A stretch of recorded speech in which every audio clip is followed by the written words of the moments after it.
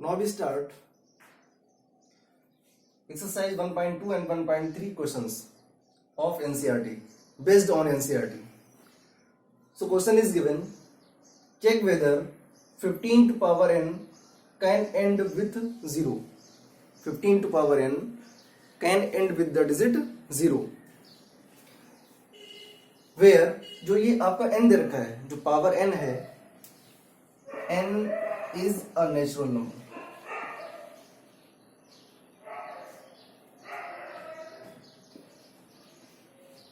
Natural number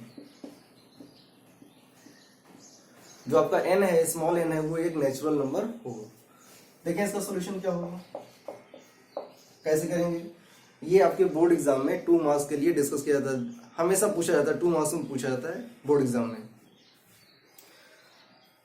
तो अगर कोई नंबर 0 से एंड होगा, कोई भी नंबर हो, अगर उसका एंड 0 से हो रहा है, दैट मीन्स वो नंबर 10 से डिविजिबल होगा. कोई भी नंबर गिवन है, अगर वो नंबर 0 से एंड हो रहा है, दैट मीन्स वो नंबर 10 से डिविजिबल होगा. तो यहां आपको बताना है कि 15 टू पावर n जो है can end with the digit 0.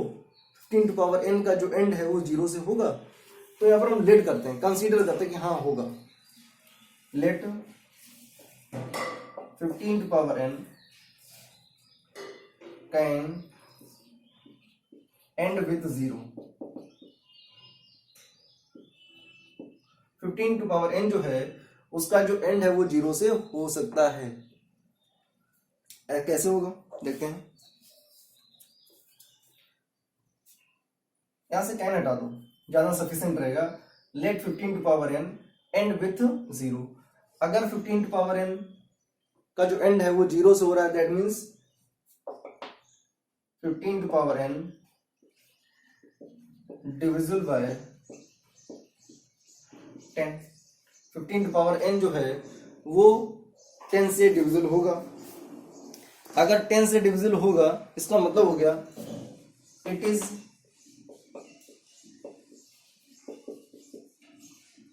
Divisible by 2. अगर ये 10 से डिविजिबल होगा, 15 टू पावर n जो है अगर वो 10 से डिविजिबल होगा, इसका मतलब है ये 2 से भी डिविजिबल होगा. 2 से भी डिविजिबल होगा. देन क्या हो जाएगा, 15 to power n attains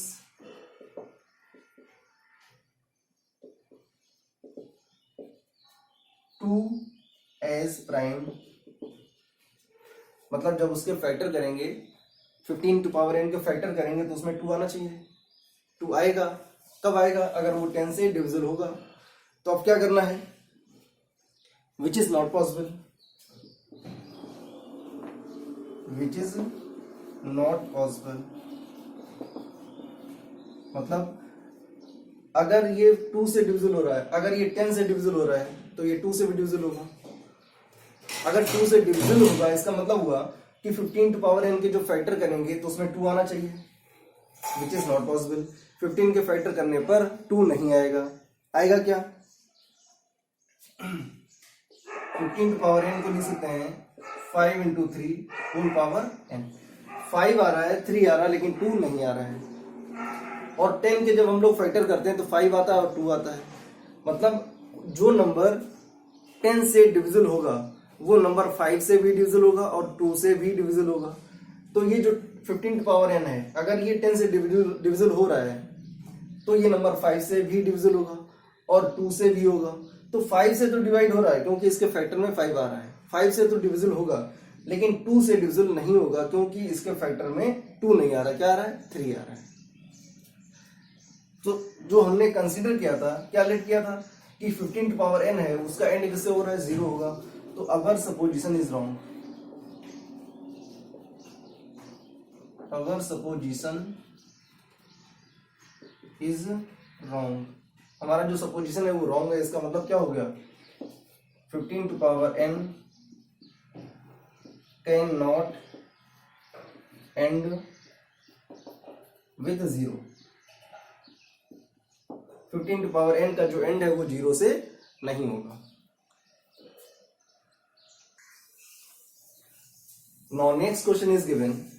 Find LCM and HCF of 336 and 54. Also verify that. अब यहाँ पर जो HCF आपको फाइंड करना है वो यूक्लिड्स डिवीजन से नहीं फाइंड करना है, आपको फाइंड करना है प्राइम फैक्टराइजेशन मेथड से। तो पहले 336 के फैक्टर करते हैं। 336 को फैक्टर करेंगे तो फर्स्ट भी डिवाइड बाय 2, 2 1 जा 2, 2 6 जा 12, 2 8 जा 16। अगेन 2 से डिवाइड करेंगे तो 2 8 जा 16, 2 4 जा 8, 2 से करेंगे तो 2 4 जा 8, 2 2 जा 4, 2 से करेंगे तो 2 2 2 जा एंड 2 1 जा। नाउ 3 से करेंगे तो 7 आएगा और 7 से करेंगे तो आएगा 1। ये हो गया 336 के फैक्टर्स। सेकेंड नंबर हमारे पास गिवन है 54। 2 से डिवाइड करेंगे 27 आएगा, 3 से डिवाइड करेंगे 9 आएगा, अगेन 3 से करेंगे तो 3 आएगा और 3 से करेंगे तो 1 आएगा। These are the factors of 336 and 54। Put करेंगे यहाँ पर 336 equal to 2 into 2 into 2 into 2 into 3 into 7, 1 2 3 4, 1 2 3 4 and 3 into 7। 54 के फैक्टर करेंगे तो क्या मिलेगा आपको 2 into 3 into 3 into 3। These are the factors. Now first we find out HCF। इन दोनों नंबर्स का फाइंड करेंगे HCF। तो HCF में क्या होता है, वो नंबर जो दोनों में कॉमन होते हैं। तो दोनों में कॉमन क्या हो रहा है, एक तो ये 2 हो रहा है, दूसरा ये वाला 3 कॉमन हो रहा है, इसके अलावा कुछ भी कॉमन नहीं हो रहा है। तो क्या हो जाएगा 2 इंटू 3 दैट मीन्स 6। तो 336 एंड 54 का जो HCF है वो आएगा 6। अब आपको चेक करना है कि HCF हमारा सही है या नहीं है। तो जो HCF की वैल्यू आ रही है 6 आ रही है, ये 6 से ये दोनों नंबर आपके डिविजिबल होने चाहिए।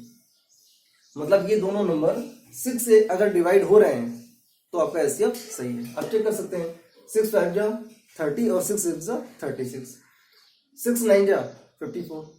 तो दोनों डिविजिबल हो रहे हैं, इसके मतलब आपका जो HCF है वो सही आ रहा है। Now we find out LCM। LCM कैसे फाइंड करते हैं, पहले वो नंबर लिखते हैं जो दोनों में कॉमन होते हैं। तो ये 2 कॉमन हो गया, ये 3 कॉमन हो गया, लिख देते हैं 2 इंटू 3। इसके बाद जितने भी रिमेनिंग टर्म्स होते हैं उन सभी को कॉपी करते हैं। तो 2 2 2 2 2 2 इंटू 7 इंटू 3 इंटू 3 इन सभी का कराएंगे मल्टीप्लाई। तो मल्टीप्लाई कराने पर जो हमको मिलेगा, मल्टीप्लाई करके चेक करें तो ये आएगा 3 जा 9, 9 7 जा 63। तो ये आएगा approx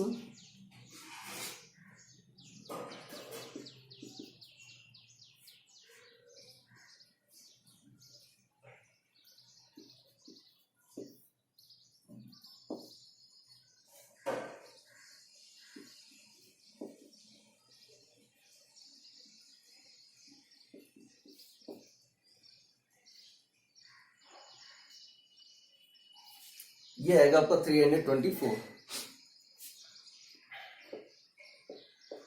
that is the LCM। HCF निकला हुआ है 6 और LCM निकला हुआ 3024। अब आपको वेरीफाई कराना है। तो वेरीफाई कैसे कराते हैं,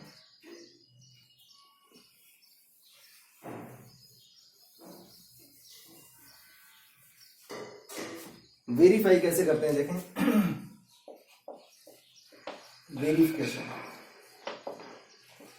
वेरिफिकेशन होता है LCM into HCF is equal to product of the numbers,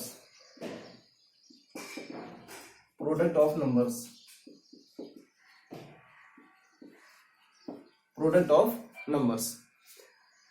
तो LCM आपने निकाला हुआ है 3024, HCF आपने निकाला हुआ है 6 is equal to product of the numbers. तो नंबर कौन कौन से हमारे पास है, 336 एंड 54, इनका प्रोडक्ट, इन दोनों का प्रोडक्ट।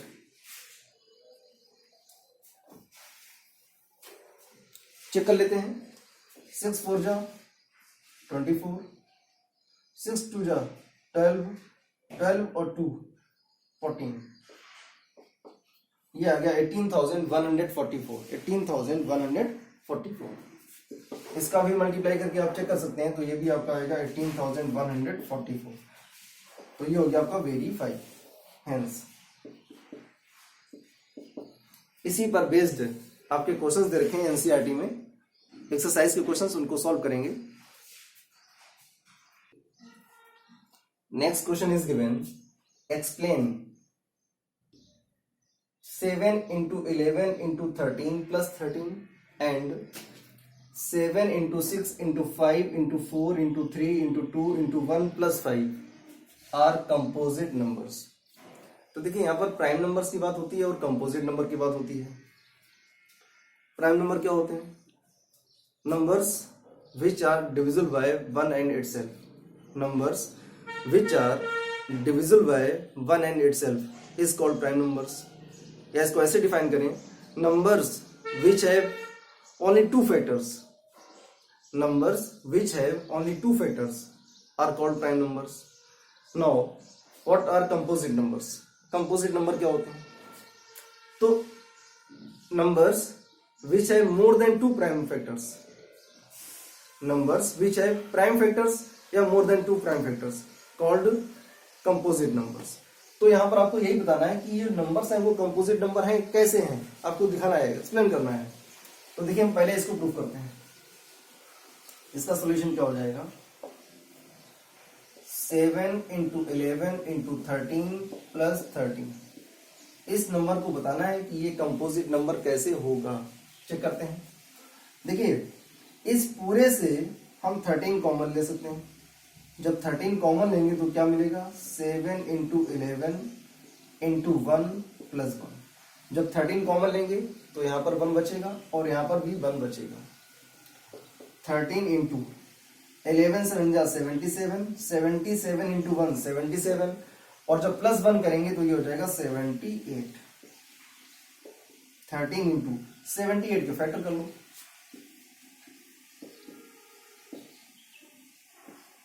39, 13 और ये 13, 2 into 3 into 13, तो 2 into 3 into 13, ये आ गए इसके फैक्टर्स।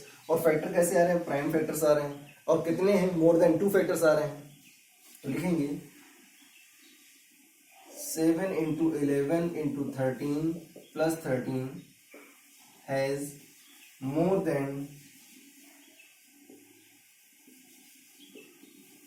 2 factors या 2 prime factors, so it is composite number, so it is composite numbers। इसी पर बेस्ड सिमिलरली आपको यही इसमें भी वर्क करना है। यहां से आप 5 कॉमन लेंगे, सिंप्लीफाई करेंगे और बाद में उसके फैक्टर करेंगे। अगर फैक्टर्स मोर देन 2 आ रहे हैं तो ये भी आपका कंपोजिट नंबर होगा।